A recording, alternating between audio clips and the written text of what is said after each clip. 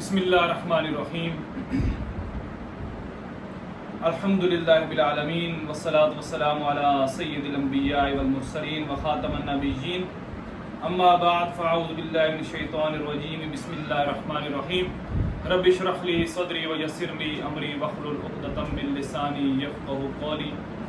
اللهم صل علی محمد وعلی آل محمد کما صلیت علی ابراہیم وعلی آل ابراہیم انک حمید مجید اللهم بارک علی محمد وعلی آل محمد کما بارکت علی ابراہیم وعلی آل ابراہیم انک حمید مجید۔ دیکھنے والے تمام ناظرین کو السلام علیکم ورحمۃ اللہ وبرکاتہ۔ اللہ سے دعا ہے کہ اللہ اس ویڈیو لیکچر کے ذریعے جتنی بھی دوست احباب بہن بھائی مجھے دیکھ رہے ہیں، اللہ سب کا سننا بیٹھنا قبول فرمائے، اور جو سنتے ہیں میرے سمیت اللہ تعالیٰ سب کو پھر سمجھنے اور پھر سمجھ کر عمل کرنے کی بھی توفیق عطا فرمائے۔ ناظرین محترم، آج انتہائی اہم موضوع ہے گفتگو کا، اور یہ 15 سے 20 منٹ پر محیط ہوگی۔ آپ سے گزارش ہے کہ بس اس کو بڑی توجہ سے سماعت فرمائیے گا، دیکھیے گا، اور پھر اپنی رائے کا بھی اظہار کیجیے گا کہ کیا یہ جو میں رائے دینے جا رہا ہوں یہ ٹھیک ہے یا غلط ہے، اور کس حد تک یہ کامیاب ہو سکتی ہے۔ آج میرے مخاطبین جو ہیں وہ تمام اردو سمجھنے پڑھنے بوجھنے والے پورے پاکستان کے افراد بالعموم، اور بالخصوص میرے اپنے ایریا، میرے علاقہ وادی سون ضلع خوشاب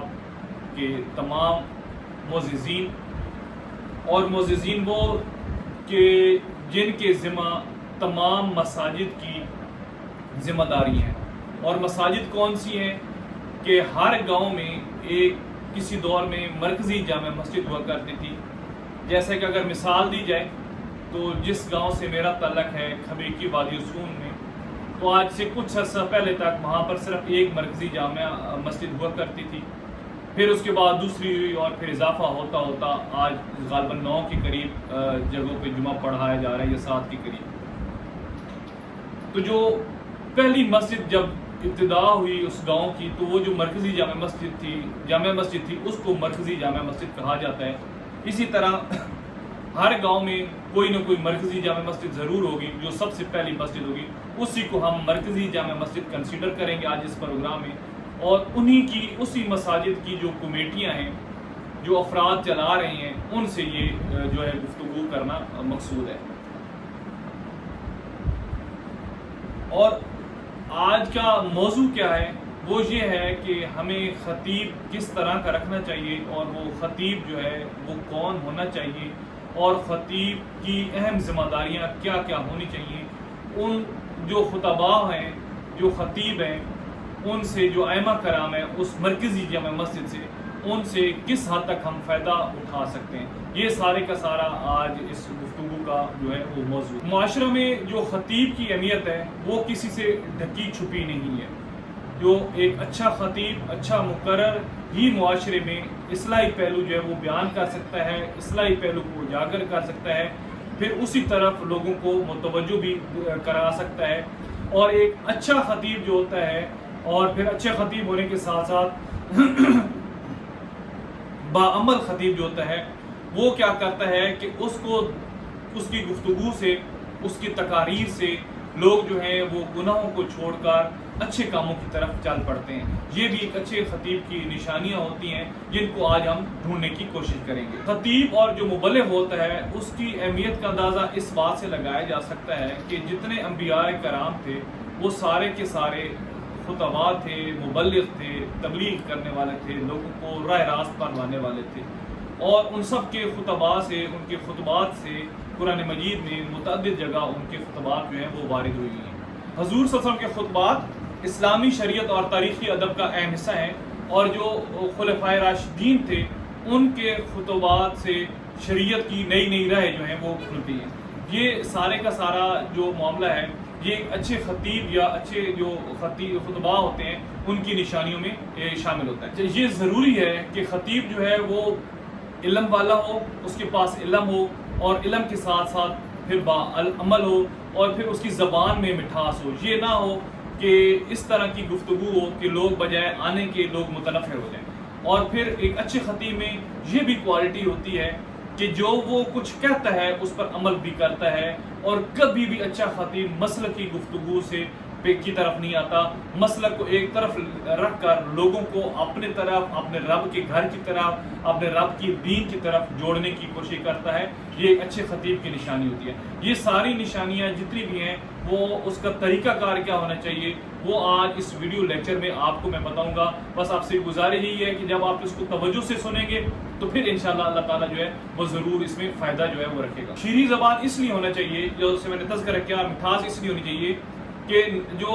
امام ہوتا ہے، جو خطیب ہوتا ہے، بنیادی طور پر وہ حضور صلی اللہ علیہ وسلم کا نائب ہوتا ہے. اس دنیا میں رہ کر وہ حضور صلی اللہ علیہ وسلم کا نائب ہے. اس لیے جو حضور صلی اللہ علیہ وسلم کا پیغام ہے وہ دنیا تک پہنچانا ہے. اس لیے ہم کہتے ہیں نا کہ مصلی رسول پر کھڑے ہو کر یہ بات ہوئی، یعنی کہ مصلی رسول جو جس پر امام خطبہ دے رہا ہوتا ہے وہ ممبر جو ہے وہ ممبر رسول کہلایا جاتا ہے. اور جس پر جماعت کرائی جاتی ہے اس مصلی کو مصلی امامت کہا جاتا ہے یا مصلی رسول کہا جاتا ہے. تو اتنی اہمیت کا یہ چیزیں جو ہیں وہ حامل ہیں. ایک اور اہم بات وہ یہ ہے کہ جو خطیب ہوتا ہے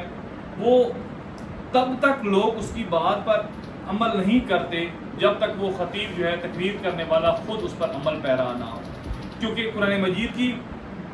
سورہ صف کی آیت نمبر 3 میں کہا گیا ہے، اللہ تعالیٰ کا ارشاد ہے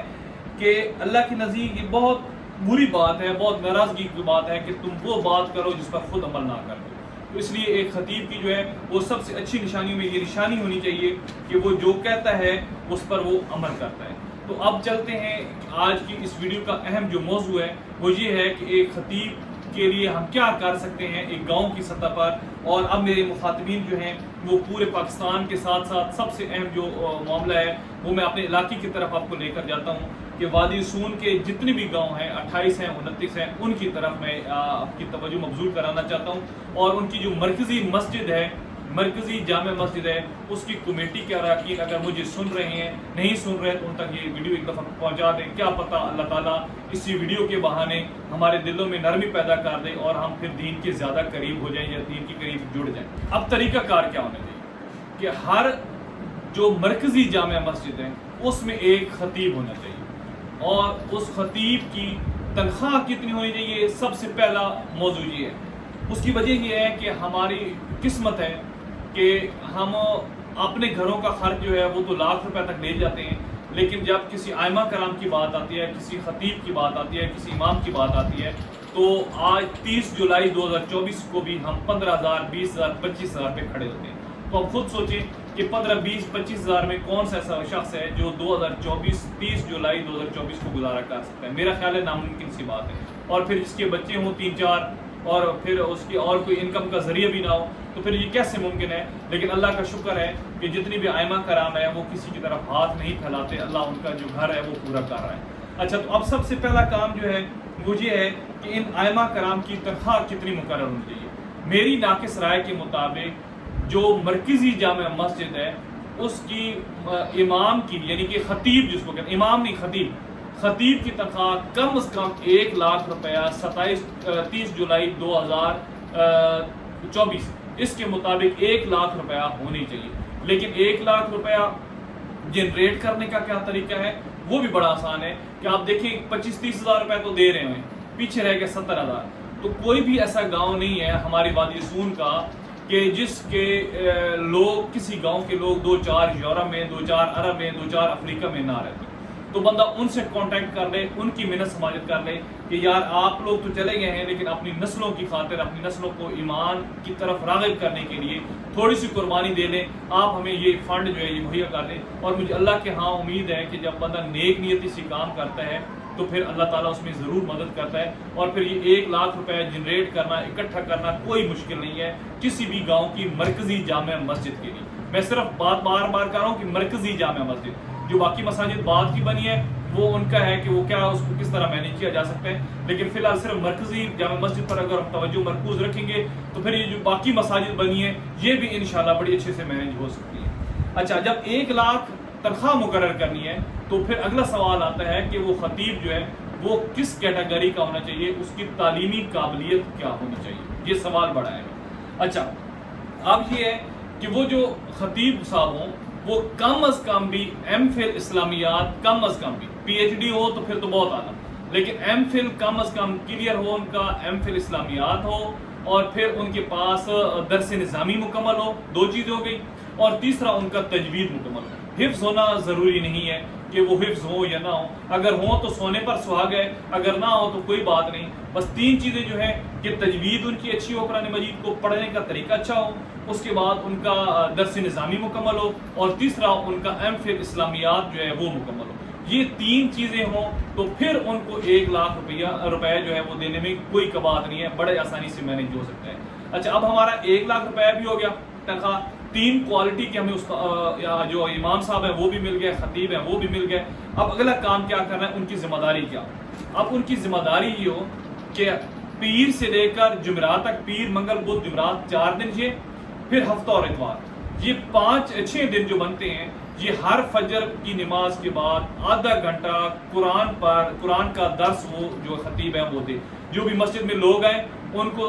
قرآن کا درس دے، بہتر ہے کہ اوپن سپیکر بھی ہو تاکہ خواتین تک بھی، ہمارے گھروں تک بھی اس قرآن کی جو ہے وہ بات پہنچ سکے۔ اور اس کے بعد عشاء کے بعد، یہ 6 دن فجر کے بعد، اور یہی 6 دن عشاء کے بعد جو ہے وہ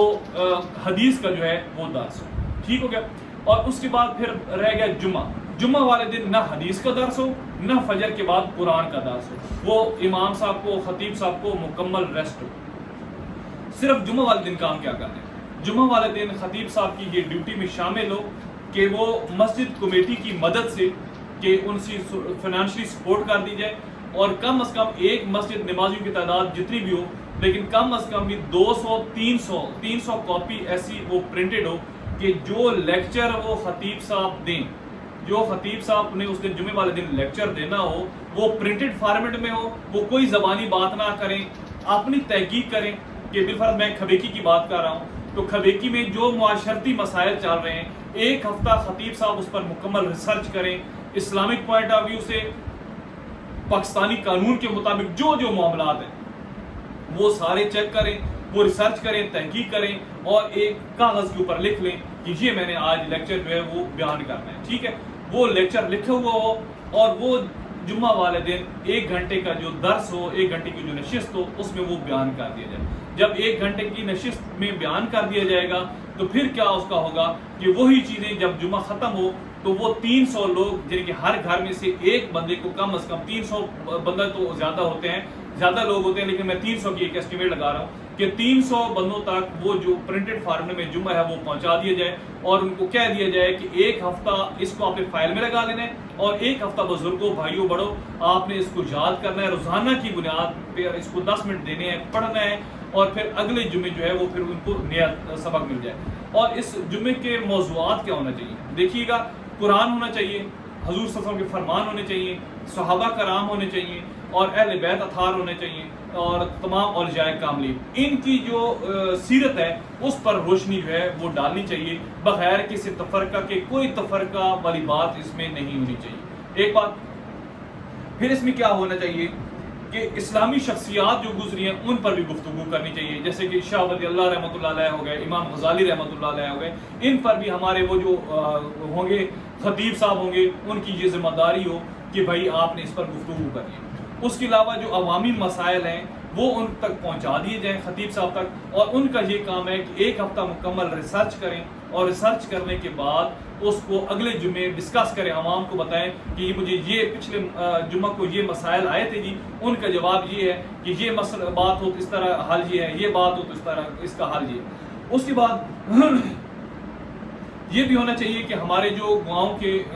وادی سون کے گاؤں کے معززین ہیں وہ کیا کریں کہ وہ جب ہمارے پاس اس طرح کا کوئی بندہ انتظام ہو جائے تو خود سے اپنے گاؤں کا مسئلہ جو ہے دینی پہلو، جیسے کہ اللہ معاف کرے ہمارے علاقہ میں بھی سودی معاملات بہت چل رہے ہیں، بدماشی بہت چل رہی ہے، چور ڈکیت بہت چل رہے ہیں، یہ سارے اس طرح کے جو موضوع ہوتے ہیں، ناپ تول میں کمی بہت ہو رہی ہے، اور اس طرح کے لوگوں کے حقوق جو ہے کھانا، زمین میں قبضہ کرنا،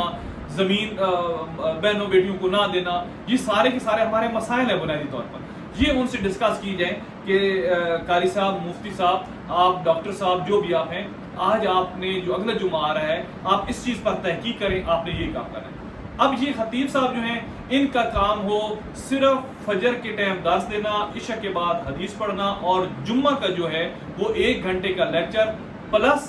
امامت کرنا، بس یہ کام ہو۔ اس کے علاوہ جو امام صاحب ہیں وہ آپ کے علیحدہ ہوں، اور جو مؤذن ہے وہ بھی امام ہی ہو۔ ان کی ڈیوٹی میں یہ شامل نہ ہو کہ یہ کسی کی کل کے ختم پہ جا رہے ہیں، کسی کی جمعرات کے ختم پہ جا رہے ہیں، کوئی ان کو وہاں اروا کے لیے کھیل کر لے کر جا رہے ہیں، کوئی ان کو بچوں کے کانوں میں اذانیں دینے کے لیے لے کر جا رہا ہے، کوئی خطیب صاحب کو کہتا ہے کہ میرے بچوں کو آ کے قرآن پڑھا دیں۔ یہ بالکل نہیں ہونا چاہیے، ایک صرف ریسرچ بیس کام ہونا چاہیے۔ پھر دیکھیے گا صرف 1 سال آپ میری بات پر عمل کر لیں، اس گفتگو سے آپ اتفاق کر لیں، صرف 1 سال کے بعد پھر دیکھیے گا کہ آپ کے گاؤں میں، آپ کے اس محلے میں کتنی بڑی تبدیلی آتی ہے اللہ کے حکم سے انشاءاللہ۔ اور مجھے اللہ کے ہاں بڑی امید ہے کہ اگر اس طرح آپ کام کر لیں تو بہت زیادہ تبدیلی آ جائے گی، اور ان خطیب صاحب جو بھی ہوں ان پر یہ پابندی بھی عائد ہو کہ وہ کوئی بھی سنی سنائی بات جو ہے وہ عوام الناس تک نہیں پہنچائیں گے، جو قرآن حدیث میں لکھا ہوگا وہ پہنچائیں گے، اس کے علاوہ کچھ بھی نہیں پہنچائیں گے۔ شاعرانہ گفتگو سے وہ گریز کریں گے کہ جو شاعری ہوتی ہے، جیسے کہ ہمارے ہاں لے میں لوگ سروں میں تقریریں کرتے ہیں، اس سے بھی گریز کریں تاکہ لوگوں تک اچھا پیغام پہنچ سکے۔ اور یہی ایک طریقہ ہے سنت کے مطابق دوسروں تک بات پہنچانے کا۔ امید بڑی ہے کہ یہ جو مختصر سی گفتگو تھی اس سے آپ نے اتفاق کیا ہوگا، اگر نہ بھی کریں تو میں تو کسی کا کچھ نہیں کر سکتا اتنی دور سے بیٹھ کے، لیکن یہ ضرور ہے کہ اپنے علاقے کے لیے ایک درد ہے، اور اس کے لیے ہمارے پاس جو رہنمائی ہوگی وہ ہم آپ کو دینے کو تیار ہیں۔ میرے ایک بہت اچھے دوست ہیں، مجھ سے بہت سینئر ہیں، میرے استاد بھی ہیں، میٹرک تک میرے کلاس فیلو بھی ہیں، اور بہت بڑے عالمی لیول کے شخص ہیں، پروفیسر ڈاکٹر سلطان سکندر صاحب، بہت سارے لوگ ان سے واقف ہوں گے۔ انہوں نے اگالی میں ایک کام کیا ہے، جو وادی سون کے گاؤں ہے اگالی، وہاں پہ کوئی مسجد مدرسہ یا اس طرح کا انہوں نے کوئی انٹرویو کر کے کوئی ائمہ کرام یعنی کہ ایک کوئی امام صاحب دیے ہیں، ان کا بڑا اچھا کام سننے میں آ رہا ہے۔ تو اس سلسلے میں پوری وادی سون کی پروفیسر ڈاکٹر سلطان سکندر صاحب کی جہاں پر بھی خدمات درکار ہوں گی تو وہ انشاءاللہ ہم وقت آپ کے لیے حاضر ہوں گے، یہ میری گارنٹی ہے۔ ان کو لے کر آنا میرا کام ہے، بس آپ نے آج سے کوشش کرنا شروع کر لیں کہ اس کام پر اگر آپ توجہ دے دیں، یقین کریں کہ جو باقی مساجد ہیں نا، جامع مساجد بنی ہوئی ہیں ہر گاؤں میں، جیسے میرے گاؤں میں 7 ہیں، تو ان کو بھی اسی مسجد سے انشاءاللہ ایک دن امام چلے جائیں۔ آپ دیکھ لیں کہ کتنی مساجد ہیں میرے گاؤں میں، کھبے کی چھوٹا سا گاؤں ہے، غالباً 26-27 مساجد ہیں۔ 26-27 مساجد کو اگر آپ 20,000 سے بھی ضرب دے لیں تو آپ خود دیکھ لیں کہ مہینے کا کتنا پیسہ انویسٹ ہو رہا ہے اور اس کی آؤٹ پٹ کیا ہے۔ اب جو میرے گاؤں کی سطح تک جو آؤٹ پٹ ہے وہ مدرسوں کی ہے، وہ اچھے ہیں، برے ہیں، چھوٹے ہیں، بہت ہیں، وہ جیسے بھی ہیں، مدرسوں کی آؤٹ پٹ ہے۔ لیکن مسجد جہاں پر 20,000 کے ہم نے امام صاحب رکھے ہوئے ہیں، ان مسجدوں سے خالصتاً جو ہے دین کی کیا آؤٹ پٹ ہو رہی ہے تو آپ کو زیرو ملے گی۔ تو یہی بہتر نہ ہو کہ ہم ایک مسجد کو آباد کر گئے، مرکزی جامع مسجد کو، یہاں سے 1 سال کا درس ہو، پھر 1-10 سال کے بعد ہم اگلا سٹیپ کر لیں کہ یہاں پر دینی تعلیم کا سلسلہ شروع کر لیں، اور وہ جب دینی تعلیم کا سلسلہ شروع ہو جائے تو میں آپ کو گارنٹی سے کہتا ہوں کہ اگلے 2-3 سال کے بعد، بالفرض میرا گاؤں ہے تو میرے گاؤں کی جتنی مساجد ہوں گی ان کو یہاں مرکزی جامع مسجد سے امام جو ہے وہ پرووائڈ کر دی جائیں گے، اور فری آف کاسٹ، 1 روپیہ بھی نہیں لیا جائے گا۔ وہ وہاں جائیں گے، اپنی نمازیں پڑھائیں گے اور واپس پھر مسجد میں آ جائیں گے، اور پھر یہاں پہ پڑھنا شروع کر دیں گے، اور پھر شام کو اپنے اپنے گھروں میں جا کر سو جائیں گے، وہیں سے روٹی کھائیں گے۔ تو آپ کا کتنا یہ بھی ایک انویسٹمنٹ جو ہے جو آپ کر رہے ہیں جس کا کوئی فائدہ نہیں ہو رہا کیونکہ آؤٹ پٹ نہیں مل رہی۔ اللہ تعالیٰ سے دعا ہے کہ جو میں نے سنا ہے وہ آپ کو سمجھنے کی اللہ توفیق عطا فرمائے، اور مجھے بھی عمل کرنے کی توفیق عطا فرمائے۔ اس پر اگر کوئی غلطی ہو گئی ہو تو اس کی میں معذرت چاہتا ہوں، کیونکہ انسان ہونے کے ناطے بعض اوقات کوئی جذبات میں بھی بات ہو جاتی ہے، لیکن پھر یہی ہے کہ ہماری جو گاؤں کی معاملات ہیں وہ بڑے